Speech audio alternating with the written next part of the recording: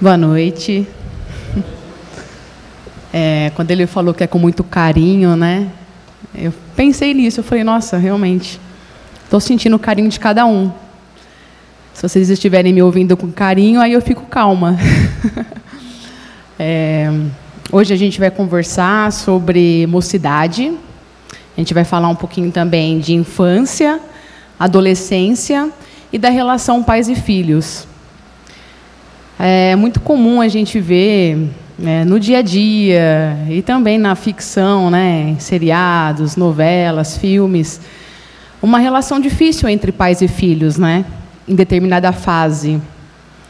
E alguns aqui devem ser pais, né, ou tutores, né, devem ser adultos responsáveis por alguém. Então, acho que esse assunto ele é válido, né? O Espiritismo também fala disso, né? E falando um pouquinho de mocidade primeiro, a mocidade espírita existe, gente. Quando a gente fala em mocidade espírita, a gente está falando dos jovens aí de 12 a 19 anos. Aqui no IELAR, a mocidade espírita existe também. É toda quinta-feira, das 8 às 9. E eu estou aqui como dirigente da mocidade aqui do IELAR, mas tem muitos centros espíritas aqui de Rio Preto que também tem mocidade. Queria falar um pouquinho sobre isso, porque quando eu conheci a mocidade, eu vi que o movimento era maior do que eu imaginava, né? E existem encontros. Não faz muito tempo teve um encontro cultural que uniu as mocidades aqui de Rio Preto. Quem promoveu foi a USE, a Sandrinha que está à frente lá, né? Do setor de mocidade da USE. E foi bem legal, teve peça de teatro, cada jovem apresentou uma coisa diferente. E tem encontros grandes também, né? Tem mais ou menos aí uns 3 a 4 encontros por ano. Agora, na Páscoa, vai ter a Comenesp, que é um encontro estadual de jovens. Então, jovens de todo o estado de São Paulo se reúnem durante 3 dias para participar de oficinas, para se integrarem, para serem incluídos, para falarem sobre Jesus, sobre Espiritismo, sobre amor, sobre reforma íntima. E isso é muito legal. Então, a mocidade espírita existe. É claro que ainda é possível se melhorar muito, né? Eu ouço relatos aqui, como o seu Ricardo já me disse, que na época dele tinha 40 jovens na mocidade. 40 jovens. Eles estão todos aqui hoje, aqui, ó, esse povo aqui, ó. Né? Os anos se passaram e esses jovens estão aqui, né? E a gente tem que ver o que está acontecendo, né? Por que nós não temos 40 jovens, né? Onde nós estamos errando, né? Quantos pais aqui ou tutores estão aqui hoje e os seus filhos não vieram? O que está acontecendo é que falta, às vezes, a iniciativa de alguém da casa espírita para iniciar uma mocidade, para dar continuidade numa mocidade.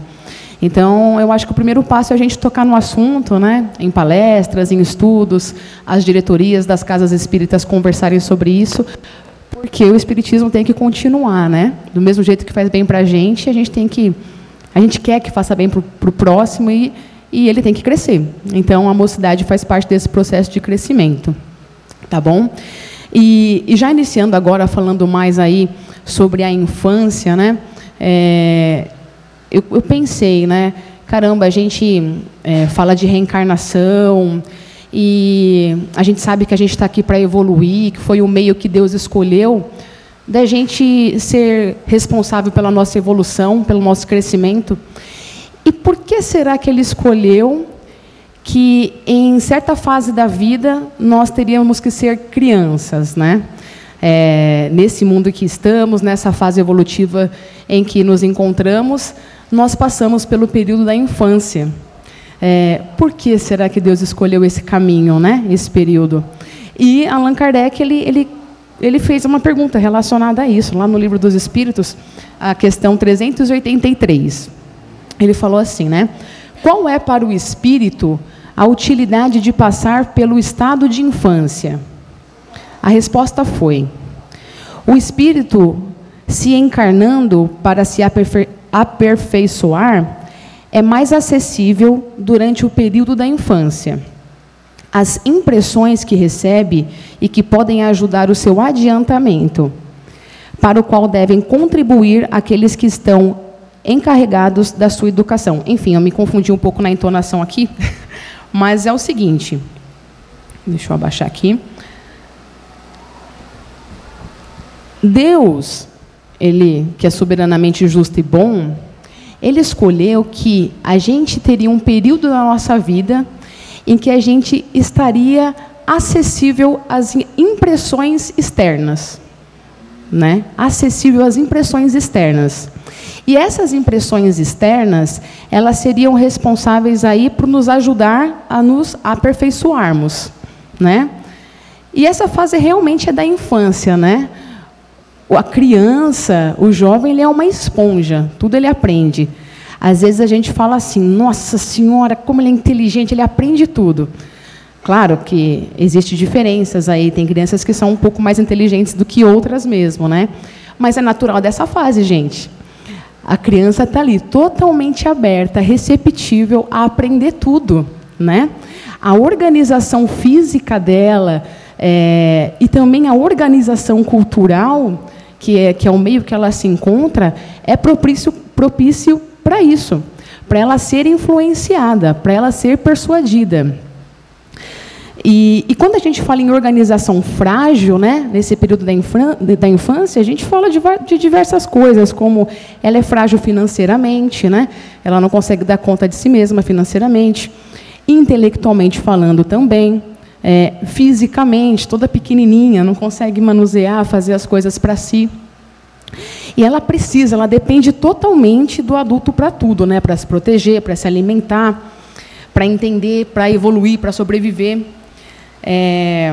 Então, quando aqui fala que a gente precisa de um período que a gente é totalmente acessível, é um período que a gente é fácil de ser atingido, de ser tocado, de ser sensibilizado, né? E quando a gente fala em impressões, a gente está sensível às impressões externas. O que é impressões externas? É tudo que a gente vê, que a criança vê, ouve, sente, ok? Então, a gente já vê a utilidade da infância aí, né? É um período que a gente está desarmado e é um período que a gente se compromete a ser influenciado por aqueles que são responsáveis por nós, né? Então, a outra utilidade, além de você aprender muita coisa na infância, a outra utilidade para o espírito, gente, eu acho que é a fase da vida que o espírito recebe mais amor. Eu acho que, independente, espíritos bons e maus, entre aspas, eles recebem aquele olhar, ai, que gracinha. Ele recebe carinho físico, ele recebe o amor que transforma. Então, pensa na pior pessoa que você já ouviu falar ou já conheceu. Ela teve a oportunidade de as pessoas que estavam perto dela não saberem de nada disso, e ela estava com uma aparência totalmente fofa, em que ela recebeu o amor que ela necessitava para evoluir. Então, o período da infância também é necessário por conta disso. Mas o período da infância também é muito necessário para os pais, né, para os espíritos que são pais ou são os responsáveis aí por essa criança. Olha quanta coisa legal, gente. Quando a gente é pai e mãe, né, ou responsável, né, a gente aprende a ser mais dócil, né? É muito difícil, por mais duro que a gente seja, mais sisudo, quando a gente vê um bebezinho, a gente faz algum gesto de carinho. Nem que se fosse, ó, um sorrisinho ali. Né? Então, a infância é útil para desarmar a gente também. Porque é difícil a gente não tem muito hábito de elogiar adulto, né? Eu vejo assim, falo, nossa, como está bonito. A gente tem mais facilidade para falar, tem um negocinho aqui em você, para ver defeitos, né? Mas quando a gente vê uma criança, a gente tende a fazer um elogio, a fazer um carinho. Eu conheço alguém desse centro aqui que é geralmente sério, mas quando vê uma criança, sempre abre um sorrisão. A pessoa sabe que eu estou falando dela, né? A outra função da infância para os pais, né, é uma oportunidade para os pais se observarem mais. Quando a gente se torna pai ou mãe, a gente sabe que a gente vai ser observado. Então, a gente começa a se vigiar mais. Então, ser pai e mãe ajuda a gente no vigiar. Porque a gente sabe que a gente é exemplo para tudo ali, para aquela criança. Então a gente olha mais para si. Sempre que a gente vai fazer alguma coisa, a gente está observando ali. Então colabora para isso também, né? Porque não há evolução consciente sem autoobservação, autoconhecimento, né? Outra coisa também, ó, menos egoísta e individualista. Do que eu estou falando, hein, gente? Depois que a gente tem um filho, por que a gente tem que aprender a ser menos egoísta e individualista? A gente tem que dividir tudo, né? A gente divide a mulher, o marido, né? O dinheiro, a cama, muitas vezes, né? A gente divide tudo. Dá para a criança primeiro lá aquele alimento, depois para você. Para de assistir futebol, começa a assistir desenho, né? Quando vai no cinema, vai ver Procurando Nemo, essas coisas, né? Então, conseguir ser altruísta aí, né? A gente aprende primeiro em casa para depois tentar fazer fora, né? Para o próximo desconhecido, né? Controle da vaidade e da inveja. Tá chegando um carinha aí que é mais jovem que você, mais bonito que você vai ter que controlar a sua inveja e a sua vaidade.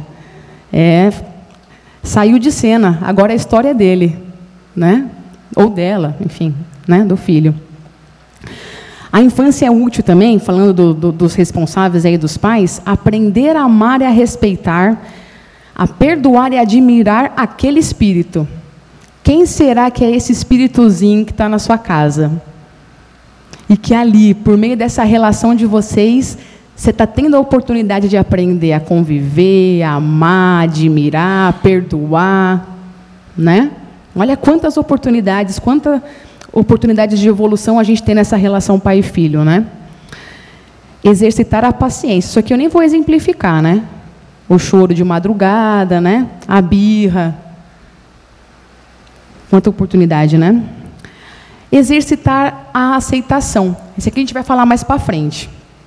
Principalmente a aceitação, quando o seu filho faz uma escolha que não vai definir se ele é uma pessoa mais ou menos de bem, mas é uma escolha diferente daquela que você gostaria.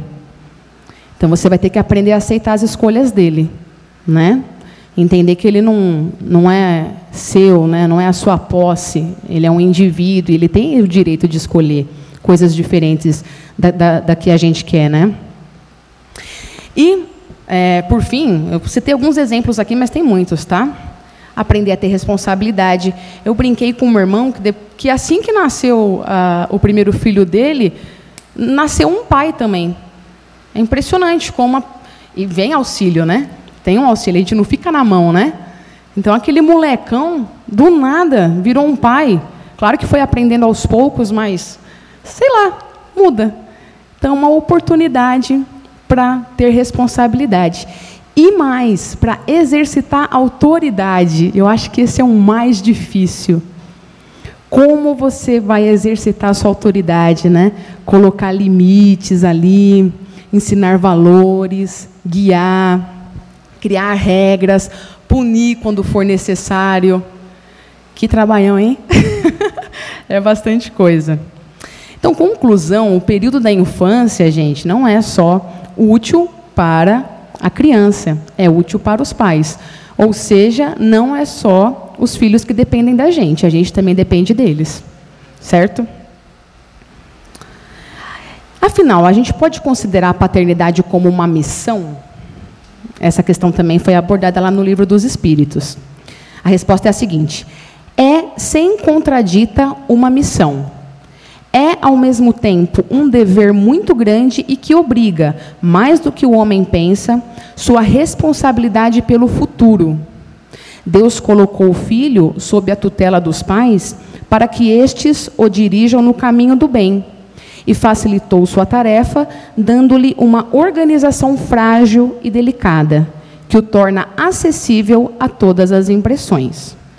Vamos comentar um pouquinho, parte a parte, essa frase aqui. Primeiro, se é uma missão, ela pode ter sido ou solicitada por nós, ou dada. O fato é que nós aceitamos, né?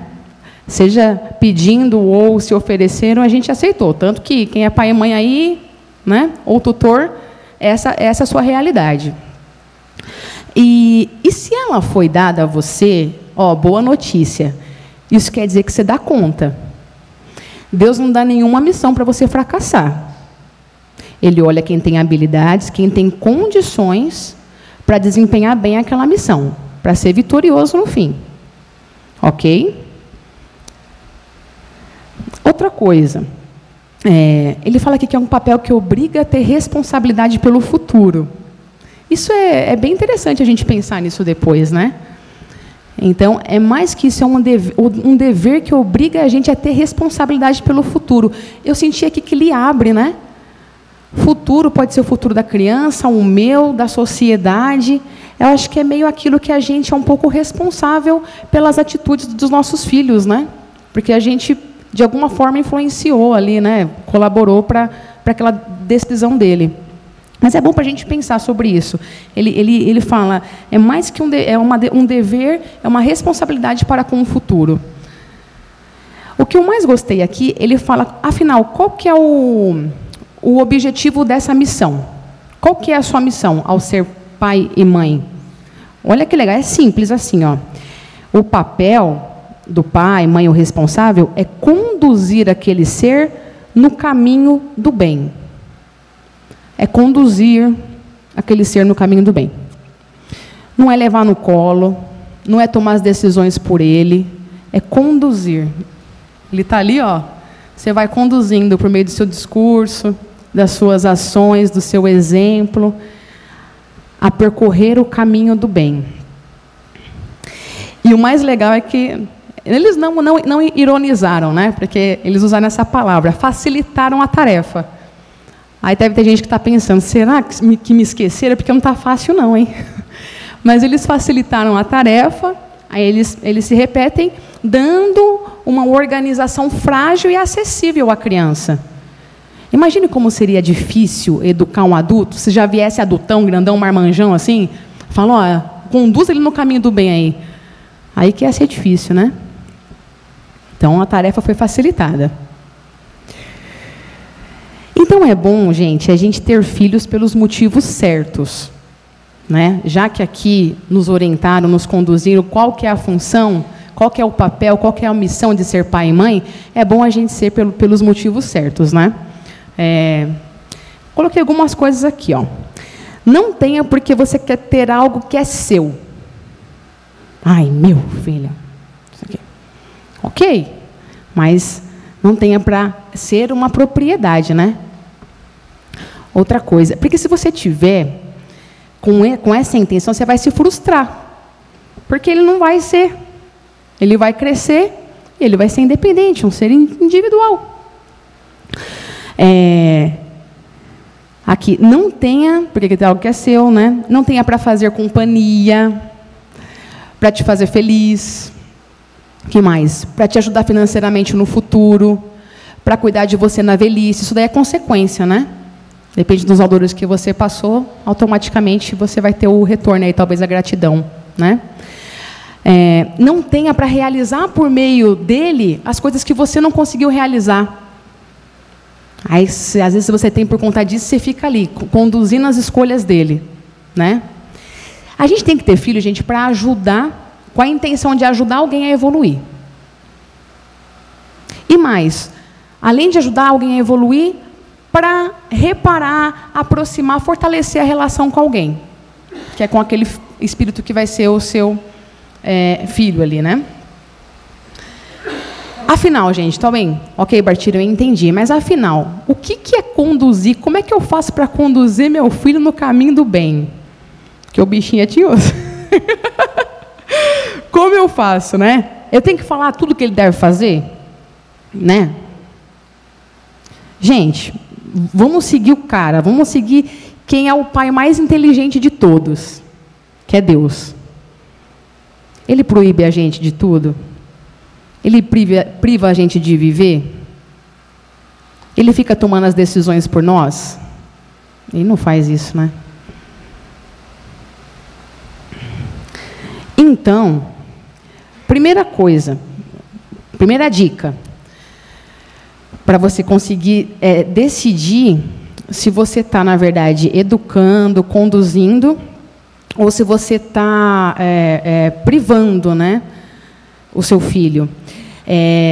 Tem algumas coisas, às vezes, que os pais querem que não significa se o filho está ou não no caminho do bem. Eu falei isso agora porque vai vir em seguida um exemplo, né?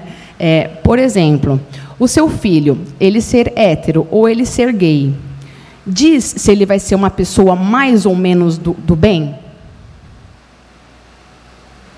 Não, né? Tudo bem, se tivesse um caminho que é pior ou melhor, né? Mas esse tipo de escolha não vai dizer se ele vai ser uma pessoa mais ou menos do bem, certo? Ele ser advogado ou ser bailarino vai definir se ele é uma pessoa mais ou menos do bem? Também não. Eu acho que não. E diversas outras coisas que às vezes a gente fica empurrando mais para um lado ou mais para o outro, para o nosso filho ser ou não ser, que não tem nada a ver com a nossa função, que é conduzir ele no caminho do bem, para ele ser uma pessoa de bem. Às vezes a gente fica perdendo tempo com coisinhas, com regrinhas, com caminhos que está desviando a gente da nossa missão, da nossa função como tutores ali. Então, acho que o primeiro passo é parar de perder tempo com coisas que não diz se aquele ser vai ser uma pessoa mais ou menos de bem. Certo? A gente tem que fazer o quê? A gente tem que apenas contribuir para que aquele ser tenha condições, para que ele tenha capacidade de fazer as melhores escolhas na vida. Para que ele tenha condições de decidir ser uma pessoa boa, nas pequenas e grandes decisões da vida dele. Ok? A gente tem que querer o sucesso certo para o filho da gente. Né? Às vezes a gente coloca um filho em um monte de curso, mas a gente não consegue trazer ele para a casa espírita. Né? Eu brinco dizendo, né? Deus está vendo o sucesso que você quer para o seu filho, hein? Que sucesso será que a gente tem que querer para o filho da gente? Né? Bartira, mas ele não quer vir para a casa espírita. Mas ele quer ir para o médico? Mas ele vai, né? Ele quer ir para a escola? Mas ele vai, né? A gente obriga os filhos da gente a fazer aquilo que a gente prioriza. Então, às vezes, se você não está conseguindo obrigar o seu filho a vir na casa espírita, a casa espírita é um exemplo, tá? Mas, às vezes, ter condutas que façam com que ele consiga fortalecer o espírito dele e evoluir, às vezes você não está priorizando esse tipo de sucesso. Ok? Tá. A gente tem que priorizar, a gente tem que querer que o nosso filho evolua espiritualmente. Para quando ele voltar para lá, falar, nossa, seus pais fizeram um bom trabalho, hein? Voltou mais honesto, mais trabalhador, mais disciplinado. Que belo trabalho que fizeram com você, viu? Mais educado, falando baixo. Tá bom, mas como eu ajudo meus filhos a terem bons hábitos, né? Eu falei, vamos seguir Deus. Ele não priva a gente das coisas. Porém, ele nos dá uma liberdade relativa. A gente pode fazer o que a gente quiser, dentro do cenário das leis divinas. Certo? É a mesma coisa que a gente tem que fazer com os nossos filhos. A gente cria um cenário de regras e condições, de prêmios e de punições, isso é natural. E o ser tem a liberdade para agir dentro desse cenário. Então, as regras têm que ficar bem claras. Por exemplo, a gente tem a liberdade para errar, não tem? Mas o que acontece quando a gente erra? Quando a gente erra, a gente se afasta das leis divinas, consequentemente, em algum momento a gente sofre. Essa é a regra. Consequentemente, a gente joga algo para o universo e colhe a mesma coisa, que é a lei de ação e reação. É mais uma lei, certo? Quais são as regras dentro da sua casa? Será que o seu filho sabe de fato o que ele pode ou não pode fazer e o que vai acontecer se ele fizer ou não fizer certas coisas? Às vezes o bichinho está confuso. Né? A gente tem que tentar ser claro com os nossos filhos. Mas, Bartira, eu vou falar uma coisa para você. Proibir funciona. Eu sei que funciona, gente. Mas funciona pontualmente. Você não vai para a balada hoje. Tranca a porta, pá. Funcionou. Mas e amanhã? E depois? E depois? Quantas vezes vocês vão brigar por conta da balada? Certo? Proibir é necessário, muitas vezes. Mas tem que caminhar junto com outra coisa. Que é despertar a consciência do seu filho.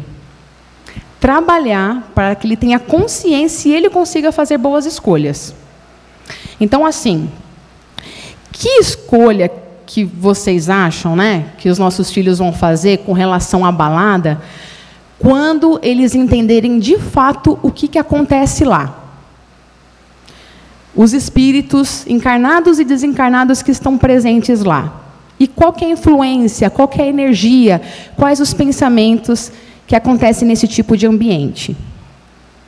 Quando ele começar a entender isso, ele toma consciência, muda de faixa vibratória, automaticamente, com o tempo, perde até a vontade de ir para a balada. Não estou falando que balada é bom ou ruim, tá? É que eu sei que os pais não gostam, geralmente. Eles têm medo, né?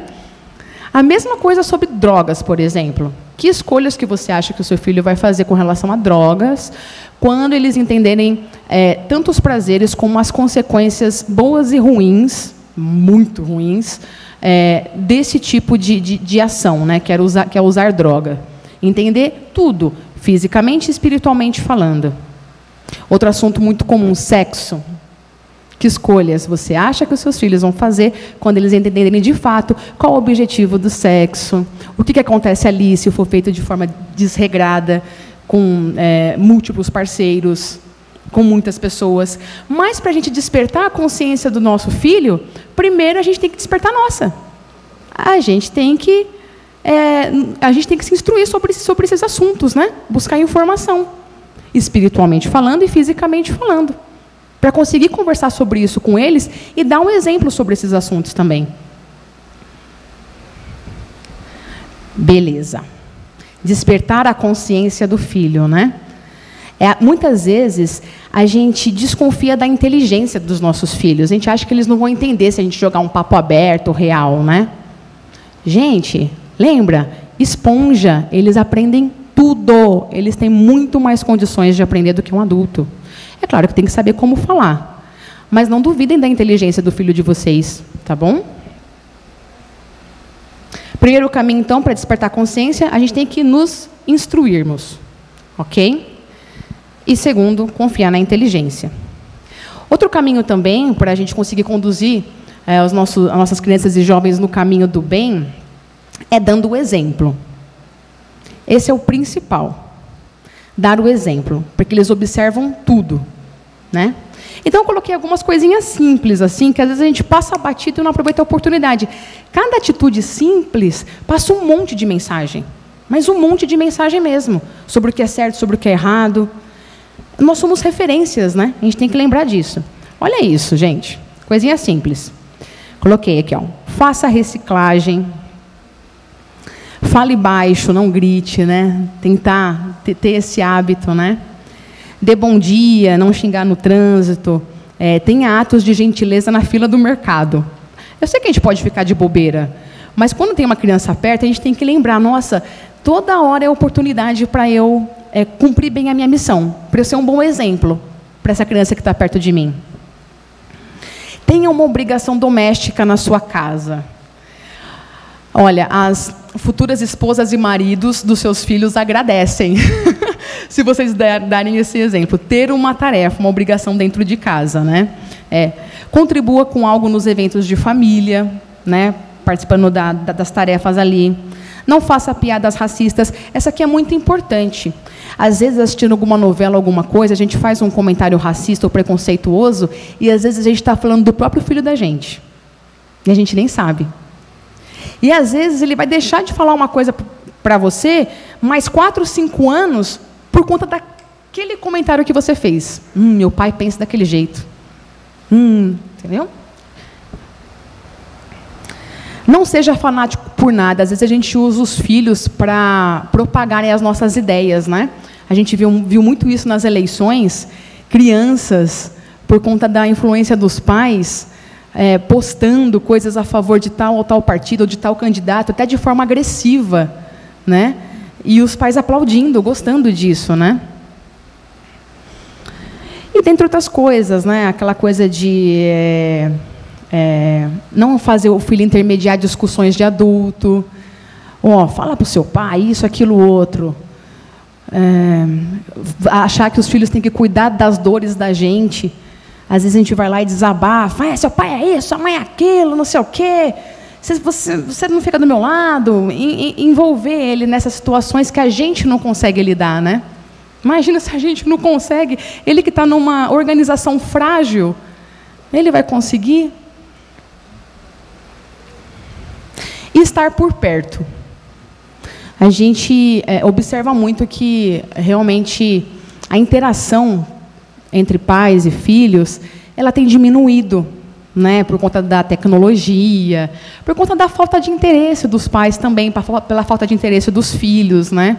Então, como nós estamos em condições de inteligência, de estrutura, financeiramente, numa condição melhor que a das crianças, a gente que tem que proporcionar, né, esses momentos, chamar os primos para virem em casa, os amiguinhos, né?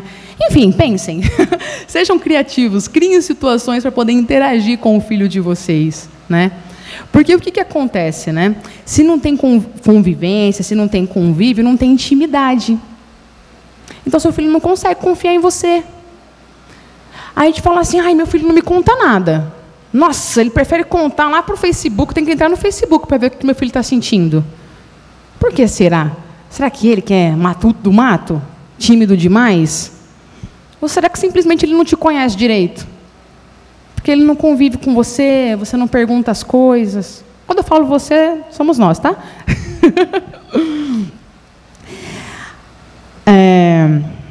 Muitas vezes os pais eles acham que é problema de caráter, né? O filho esconder as coisas. Mas vamos parar para pensar. Se o filho está escondendo as coisas, pode ser. Ou ele acha que você não tem interesse nenhum naquilo que ele está vivendo, ou que ele está pensando, naquilo que ele tem para falar. Ou ele acha que você não tem capacidade para aceitar e entender aquilo. Se ele percebeu isso em algum momento, meu pai não vai dar conta disso aqui, não. Ele é muito cabeça quadrada, ele não consegue me ajudar nisso aqui. Aí ele não conta. O fato é que quando a gente convive com os filhos, a gente passa segurança para eles, a gente passa a ser o porto seguro, e isso é ótimo. A gente consegue salvar os filhos de um monte de problemas. Porque eles precisam de um porto seguro, de um ombro amigo, eles precisam de calor, de acolhida. Se eles não encontram em casa, eles vão procurar fora. E eu estou falando de droga mesmo. Estou falando de amigos que sorriem, que abraçam e que ele se sente visto, ouvido, ele se sente alguém. E aí ele vai ouvir essas pessoas. É bem triste isso, né?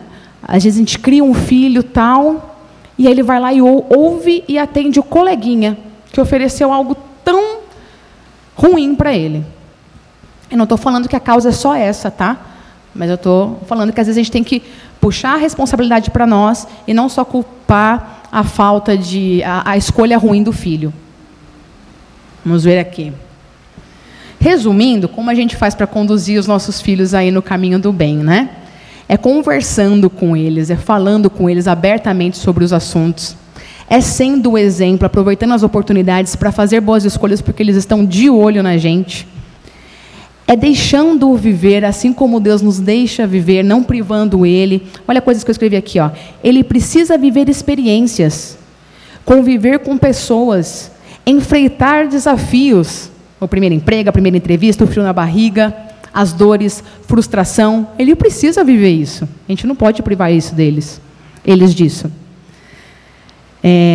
Mas liberte acompanhando, supervisionando, né? Esteja por perto.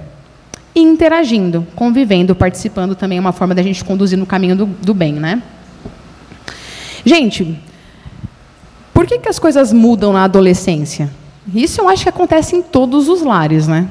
Fala, nossa senhora, gente, estava tudo certo tal, até que chegou na adolescência, parece outra pessoa. E não estou sabendo o que fazer nessa fase. Allan Kardec também, no Livro dos Espíritos, tocou nesse assunto. Ó, questão 385, né? De onde provém a mudança que se opera nesta idade? Ele até falou nesta idade, né? Todo mundo já sabe. A resposta é o espírito que retoma a sua natureza, suas tendências, né? E se mostra como ele era.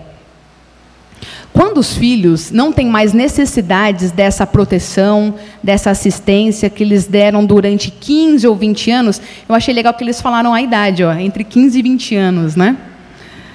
Seu caráter real e individual reaparece em toda a sua nudez. Na pré-adolescência, volta a se expressar as tendências do velho espírito, pois na infância este fica abafado. Está explicado. Está explicado, o espírito está ali, por inteiro. Na adolescência começa. Você teve ali até antes dos 15 para mandar ver, influenciar, conduzir. Esses dias a gente estava brincando, a gente falou assim, os pais eles têm que escolher quando eles vão ter trabalho, na infância ou o resto da vida. Então, assim, educar, conduzir no caminho do bem dá trabalho mesmo. Mas se der uma preguicinha tal, aí você vai ter trabalho depois. Então, além disso, né, nessa fase entra o conflito do que foi ensinado para ele e da natureza dele. Vamos supor que um espírito, né, que tem uma tendência mais agressiva, ele cresceu em um lar que ele foi ensinado de muito amor, educação, calma, paciência. Nessa fase, como o espírito dele vem à tona, ele fica meio em conflito. Então, é natural ter aquela fase de revolta, meio assim, depois ele dá uma assentada. E podem ter certeza, todo o trabalho de vocês vai ter fruto, sim. Vai dar uma equilibrada, tá? Outra coisa também. Por que os filhos mudam na adolescência, né? Primeiro que eles começam a se enxergar como adultos, assim como vocês. E lembra que eu comentei que eles copiam os comportamentos, né? As referências? Aí os pais falam assim, meu filho parou de me beijar, parou de me abraçar.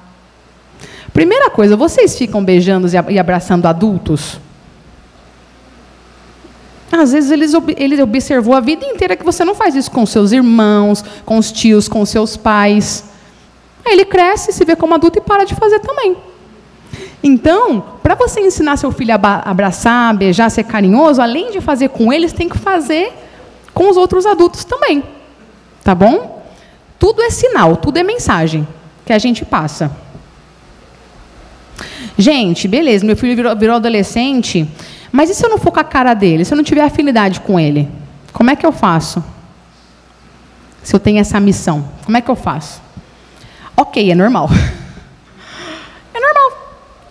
Você não sabe, é um indivíduo diferente, você não sabe o histórico, qual foi a sua história de vida com esse espírito. É normal, às vezes, não ter afinidade, ainda mais que na adolescência ele está ali, por inteiro. Né? E aí, o que você vai fazer? Vou desistir da minha missão, já era. Não, vamos lá, a gente vai ter sucesso nessa missão. Primeira coisa é identificar. Poxa, é aquela coisa do se vigiar, né? Eu não tenho afinidade. Quando ele faz isso e aquilo, me vem algo, quando ele está perto, é identificar que não existe afinidade. Primeiro ponto, você já se desarma quando você faz isso, ok? E já se coloca em situação de espírito imperfeito, que ainda não tem os sentimentos que são os melhores, ok? O segundo ponto é, trabalhe para modificar isso. Como a gente trabalha para modificar isso, que funciona muito, e às vezes a gente usa pouco, ore e peça. Peça para Deus, acalmar o seu coração, fazer você enxergar o melhor daquela pessoa, fazer você começar a desenvolver afinidade por aquela pessoa. Vai pedindo. E mais, antes de Deus começar a atender, Ele começa a atender na hora, tá? Mas é de fora para dentro. Comece a agir como se sentisse. É uma decisão. Eu decido que eu vou ter afinidade por esse cara. Que eu vou me resolver com essa pessoa. Então, eu vou tratá-lo com respeito, eu vou tratá-lo com paciência, mesmo sem sentir. A gente tem uma mania de só fazer o que sente. Gente, a gente é imperfeito, a gente não é espírito puro. Você acha que a gente só vai sentir coisa boa? Vamos tomar a decisão de amar os nossos filhos, de respeitar os nossos filhos, de admirar os nossos filhos. É um exercício. Ok, estamos finalizando, tá? E o que acontece se os pais fracassarem na missão? Allan Kardec perguntou. Vamos ver a resposta. É a questão 582. Ele fala assim, né? Mas a resposta é a seguinte: mas aos pais que se ocupam mais em endireitar as árvores do seu jardim e as fazer produzir muitos e bons frutos, que endireitar o caráter de seu filho. Se o filho sucumbe, se ele cai, por falta dos pais, carregarão a pena. E os sofrimentos do filho na vida futura recairão sobre os pais, porque não fizeram o que dependia deles para seu adiantamento no caminho do bem.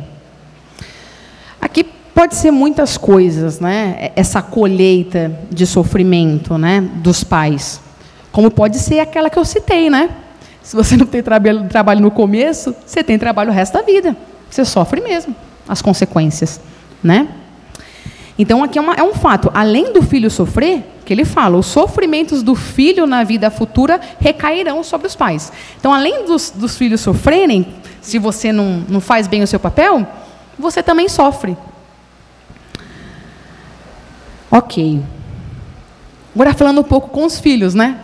Com todos nós, que somos filhos, certo? Gente, a gente só tem que ser grato. Gratidão pelos pais que a vida nos deu. A gente nasce exatamente no cantinho que a gente tem que nascer. É aquele contexto, aquela personalidade dos pais, aquele convívio, que é o ideal. Olha quantas opções. Estamos em 7 bilhões de pessoas no mundo e escolheram aquele lar para você crescer. É gratidão. Ficar com raiva dos pais, culpar os pais, não traz felicidade. São amarras e de nada vai servir. Nada vai servir. Na maioria dos casos, os pais, eles fazem mais do que podem. E eu estou falando de casos que os filhos falam muito mal dos pais, né? Culpam os pais por toda a desgraça que tem na vida, né? Tudo é culpa dos pais. Se caso você é filho biológico de um pai e foi criado por outros pais, tenha gratidão e respeito por ambos. Não é nosso papel julgar nem condenar o papel dos pais.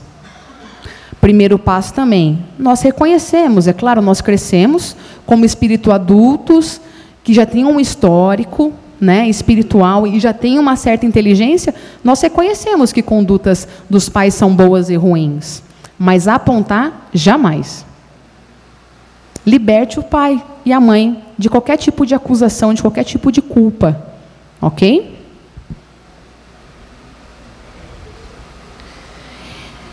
Quando a gente liberta, a gente também não sente mágoa, né?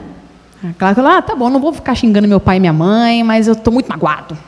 Não. É se libertar mesmo, é ser grato mesmo. Só agradecer por tudo que deu, até pelas palmadas um pouco mais fortes, agradecer por tudo, por tudo. Afinal, você poderia não estar aqui. Aquele que, às vezes, não foi criado pelo pai e a mãe, né, biológicos, às vezes fica muito revoltado, isso é uma fase, né? Mas eles te deram um presente, você está aqui, né? Eles poderiam ter abortado, mas você está aqui. Temos que ser gratos pela vida, o maior presente. Ok. Mas, pais, não vamos nos torturar, né? Não vamos nos torturar. Às vezes, a gente erra muito menos do que a gente pensa. A gente acerta muito mais do que a gente pensa também. E uma coisa, viu? Parabéns. Parabéns, porque vocês que são pais, mães ou tutores responsáveis por alguma criança, vocês assumiram, aceitaram uma das missões mais audaciosas que existem. É uma missão para fortes. Parabéns. E lembre-se, vocês são imperfeitos. É normal. Não há como. O sucesso na missão não é acertar sempre. É aprender com os erros cometidos e fazer diferente. Deus sempre olha a intenção do coração. Ok? Não só os fatos. Sempre a intenção do coração. Com que intenção vocês fizeram aquilo? Às vezes a gente faz algo pensando que vai ajudar, mas não ajuda. Ou por ignorância, que a gente não sabia, né? Então Deus olha a intenção do coração. Aí está aqui, ó. Pais, se cumprirem bem sua função, e mesmo assim o filho for mal, você não terá culpa. Era só o que me faltava também, né? Mas os espíritos, lá no livro dos espíritos, trouxeram essa informação também. É porque às vezes a gente pensa, né? Nossa, virou um traste. Um adulto, um traste. Traste de tudo. Eu falo, o que eu fiz? Às vezes você não fez nada. Às vezes você fez tudo certinho, mas às vezes falha, né? Isso pode acontecer também, tanto que está previsto aqui no livro dos espíritos. Se você fez bem sua missão, mesmo assim o cara for mal, calma. Seu esforço vai ter colheita, ok? E você não vai ter responsabilidade pelo mal praticado por ele. Aí ele tem uma outra questão. Pai, se receber sob os seus cuidados um espírito com grande disposição ao mal, aquele que você vê desde criança, né? Que ele tem grande disposição ao mal, sua tarefa será penosa e maior será o mérito se conseguir desviá-lo do mau caminho. Ouvindo isso aqui, a gente até agradece por ter filho difícil, né? Nossa, se me deram um filho difícil, porque eu dou conta mesmo. E se eu conseguir essa, vou ganhar uns pontinhos bons. Então, pessoal, é isso. Eu agradeço por vocês terem me ouvido. E, mais uma vez, a todos.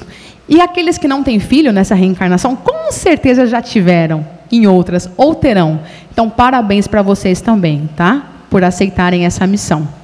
Um abraço, boa noite.